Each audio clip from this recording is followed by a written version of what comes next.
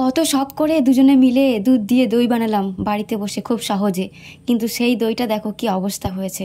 পুরো পড়ে গেছে এক টিফিন দই, আর এমনভাবে পড়েছে পুরো দেওয়ালে ছিটকেছে, আর এই দেওয়াল থেকে একদম এই স্টিকারের উপর পর্যন্ত ছিটকেছে।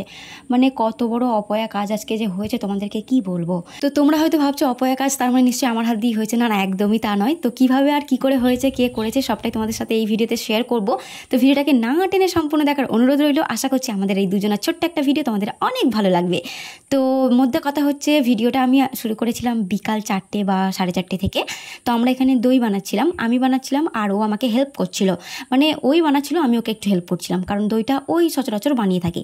আর এই ভ্লগটা হচ্ছে আমার হাজব্যান্ডের যে বার্থডে হলো তার পরের দিনের একটা ভ্লগ, ঠিক আছে? যেমনটা কি তোমাদেরকে বলেছিলাম যে পরের একটা ভিডিও তোমাদের সাথে শেয়ার করব। তো সেই দিনের ভিডিও এটা। তো আমার কি হয়, যখন ইচ্ছে হয় তখনই আমি ভ্লগ শুরু করে দিই।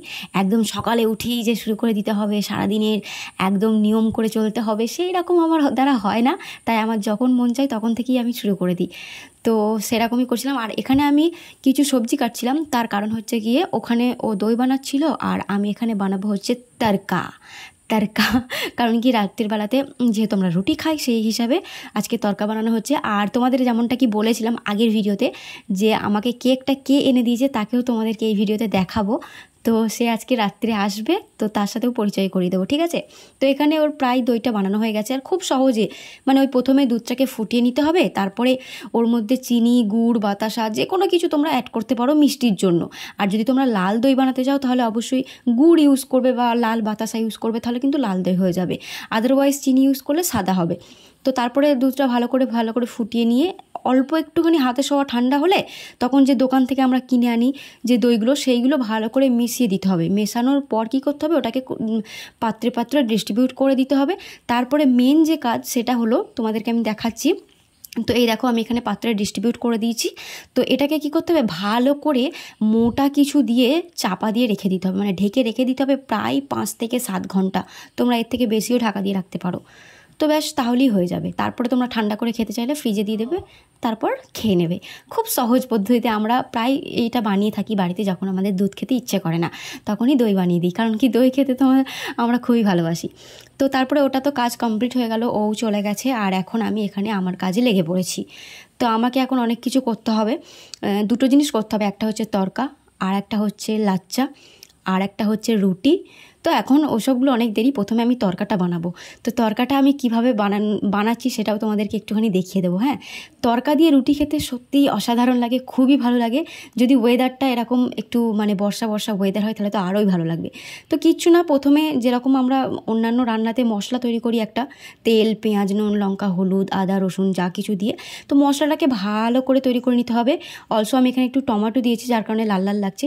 মশলাটা অনেকক্ষণ ভালো করে কিন্তু কষে নিতে হবে, না হলে ভালো হয় না। আর এখানে আমি তড়কা ডালটা দেখতে পাচ্ছ, সেটা কিন্তু আগের রাতেই আমি ভিজিয়ে রেখেছি। তো তড়কা ডাল মানে কি আমি আগে বুঝতাম না। তড়কা ডাল মানে হচ্ছে ওখানে না অনেক রকমের ডাল থাকে, কলাইয়ের ডাল, বিউলির ডাল, মুসুর ডাল, অনেক রকমের ডাল থাকে। তো আমি এখন ভালো করে লক্ষ্য করে দেখেছি, তো অনেক রকমের ডাল থাকে। তো এখানে দেখতে পাচ্ছ আমি ডালটা দিয়ে দিয়েছি। তারপরে আর কি ভালো মতো করে মশলার সাথে কষে নিলাম, দেন ওর মধ্যে জল অ্যাড করে দিলাম। আর তারপরে একটুখানি ফোটানোর পর, মানে ওই 5 থেকে 10 মিনিট মতো ফোটানোর পর ওটাকে আমি প্রেশারে দিয়ে দেবো 2-3টে সিটির জন্য। তো এখানে অনেক ভয়ে আমি এই কাজটা করছিলাম। ভয়ে করলেও কাজ কিন্তু আমার এখানে কমপ্লিট হয়ে গেছে। আর কিছু করতে হবে না, ও আপন ইচ্ছাতে নিজের ইচ্ছাতেই সিটি হয়ে যাবে। 2-3টে সিটি দেওয়ার পর ওটাকে বন্ধ করে রেখে দেবো। তারপরেও হালকা একটু কাজ বাকি আছে, সেটাও তোমাদের সাথে শেয়ার করব। তার আগে এখানে আমি একটুখানি চা খাবো বলে চা বানাচ্ছিলাম, আর আমার সাথে কি হলো দেখো।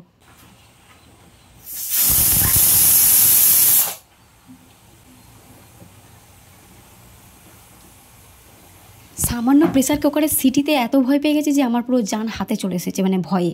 কি বলবো তোমাদেরকে, দেখতেই তো পেলে। আমি অনেক ভেবেচিন্তে দেখেছি, মানুষ বাদে আমি সব কিছুতেই ভয় পাই। মানে কেউ একটু জোরে চেঁচালেও আমি ভয় পেয়ে যাই, কেউ ডাকলেও ভয় পেয়ে যাই। আমি বুঝতে পারি না আমার হার্ট এত দুর্বল কেন। যাই হোক, তো এখানে দেখতে পাচ্ছ অলরেডি সন্ধে হয়ে গেছে বিকাল থেকে, আর আমার এখানে চা করা কমপ্লিট হয়ে গেছে। আর আজকে এই গোল যে মিষ্টি পাউরুটিগুলো হয় সেটা দিয়ে আজকে চা খাওয়া হবে। এতই ভালো লাগে এটা দিয়ে আমার চা খেতে, তোমাদেরকে আমি কী বলবো। তোমরা কারা কারা এরকম পাউরুটি দিয়ে চা খেতে ভালোবাসো অবশ্যই আমাকে কমেন্ট করে জানিও। মানে বিস্কুট দিয়ে তো ভালো লাগে, কিন্তু পাউরুটি দিয়ে কি বলবো, উফ, ইমোশান। তো আজকে আমি র চা বানিয়েছি, কারণ কি দুধ দিয়ে দই বানানো হয়ে গেছে, কোনো রকমের দুধ ছিল না, সেই জন্য ভাবলাম আজকে র চাই খাই। এমনিতে সাধারণত আমরা প্রত্যেকদিন র চাই খাই, খুব ইচ্ছা হলে সেদিনকে দুধ চা খাই, কারণ কি আমার হাজব্যান্ড, আমাদের বাড়িতে কেউ সেরকম চা খোর নেই, তো তার কারণে কি হয়, আমি একটু চা খোর আছি, যে চায়ের নেশা আছে, তো আমারও সেটা কেটে গেছে। ও আমাকে খেতেও দেয় না, মানে ও নিজেও খাবে না, আমাকে খেতেও দেবে না, মানে দুধ চাটা নাকি শরীরের পক্ষে ক্ষতিকর আমাদের, তার কারণে খাওয়া হয় না সেইভাবে।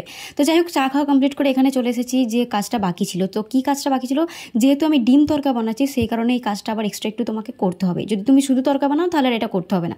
তো কিছুই না, একটুখানি মশলা, ওই পেঁয়াজ তেল দিয়ে তারপরে একটা ডিম ফাটিয়ে দাও, দেন যে তরকাটা প্রেশারের মধ্যে রয়েছে সেটার মধ্যে ঢেলে দাও, মিক্সড করে দাও, 4-5 মিনিট ফুটিয়ে নাও, দ্যাটস ইট। তাহলেই কিন্তু আমাদের তৈরি হয়ে যাবে ডিম তরকা। আর ডিম তরকা যদি তোমরা শুধু তরকা বানাও তাহলে আর ডিম এই এক্সট্রা জিনিসটা করতে হবে না, প্রেশারের মধ্যে সিটি মারার পরেই ওটা কমপ্লিট হয়ে যায়। আমি নিজেই রান্না জানি না, আবার তোমাদেরকে জ্ঞান দিচ্ছি। মানে যারা আমার মতো একদম না জানা পাবলিক আছো তাদের ক্ষেত্রে এটুকু, মানে তোমাদেরকে আর কি বললাম, তোমাদের খুব সহজ হবে, যে আমি কিছুই জানি না তারপরেও দেখো কত সুন্দর করে করলাম স্টেপ বাই স্টেপ। তো তোমরাও পারবে যারা আমার মতো আছো। তো যাই হোক, এখানে তারপরে অনেকক্ষণ সময় পার হয়ে গেছে, এটা হচ্ছে একদম খাবার সময়। হাজব্যান্ড চলে এসছে, ওর ভাইও চলে এসছে। তো ওই হচ্ছে যে আমাকে কেক এনে দিয়েছিল ওর ফুল কাকার, ওটা ছেলে, মানে ওর কাজিন হয়। তো যাই হোক, ওর ভাই হয়, আমারও ভাই হয়। তো তারপর মাঝখানে অনেকটা সময় চলে গেছে, সন্ধ্যার সময়টা অনেকক্ষণ গ্যাপ হয়ে গেছে, যেখানে আমি কোনো রকমের ক্লিপ নিইনি। ও অনেকক্ষণ এসেছিলো, আমাদের সাথে অনেকক্ষণ বসে গল্প হলো। আমার রুটি বানানো কমপ্লিট হলো, তো আমি যখন রুটি বানাচ্ছিলাম তখনই চলে এসেছিলো, তো তখনই বসে বসে গল্প হচ্ছিলো। তারপর লাচ্ছা বানিয়েছি। আর হ্যাঁ, একটা বিশেষ কাজও এর মধ্যে ঘটে গেছে, আমার হাজব্যান্ড দই ফেলে দিয়েছে, সেই ক্লিপটা তো আর নেওয়া হয়নি। তো যাই হোক, সেটা কী করে হয়েছে তোমাদেরকে একটু পরে দেখাচ্ছি আমি, ঠিক আছে? তোমাদের ভালো হয়েছে, তোমাদের একটু ব্লগে নিয়ে নেব।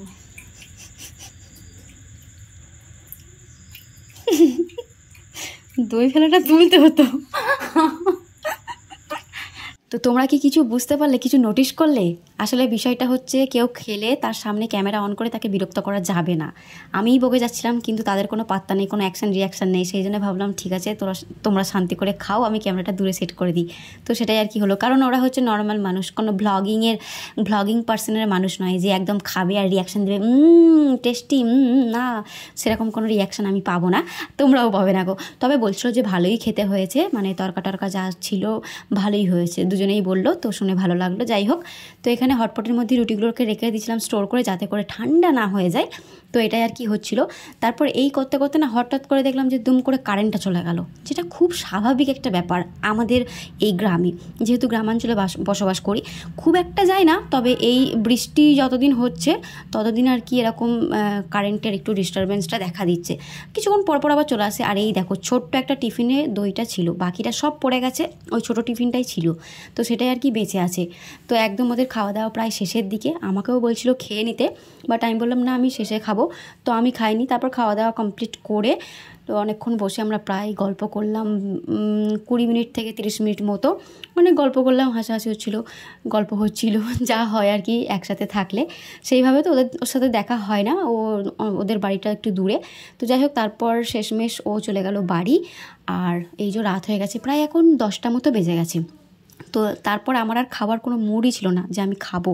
তো তারপরে এবার তোমাদেরকে দেখাই দইয়ের কেসটা। এই দেখো, পুরো দইটা এখানে পড়ে গেছে, আর কি অবস্থা হয়েছে দেখো। তো ফ্রিজ থেকে ও টিফিনটা বার করছিল আমার হাজব্যান্ড, তো টিফিনের মুখটা একটু হয়তো আলগা ছিল, ঠিক আছে, আর ও এমনভাবে খুলতে গেছে বা তুলতে গেছে জানি না, আমি দেখিনি, আমি রান্নাঘরে ছিলাম, আর এমন জোরে আওয়াজ হয়েছে, আমরা ভাবলাম হয়তো ফ্রিজই উল্টে গেছে, পুরো বাড়ি উল্টে গেছে, এত জোরে আওয়াজ হয়েছিল।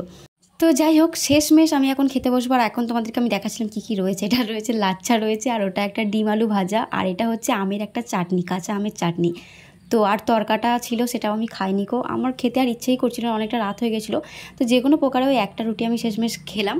আমি এখানে একাই খাচ্ছিলাম, আর ও বলছিল আমি বসবো, তাই আমি বললাম না, বসতে হবে না। তো যাই হোক, ছোট্ট একটা ভিডিওর মাধ্যমে তোমাদের সামনে তুলে ধরার চেষ্টা করলাম যে বিকাল থেকে রাত পর্যন্ত আমাদের কীভাবে কাটলো, কী কী করলাম। তো ভালো লাগলে অবশ্যই লাইক করে দিও, আর কমেন্ট করে জানিও তোমাদের আমার ভিডিও কেমন লাগছে। তো পরের ভিডিওতে খুব তাড়াতাড়ি আবার দেখা হচ্ছে একটা নতুন ভ্লগের সাথে। তো আমার তো এখানে খাওয়া দাওয়া প্রায় কমপ্লিট হয়ে গেছে, আর ভিডিওটা বেশি লং করবো না, শেষ করে দিচ্ছি। সবাই ভালো থেকো, সুস্থ থেকো, অনেক হ্যাপি থেকো। চলো, টাটা।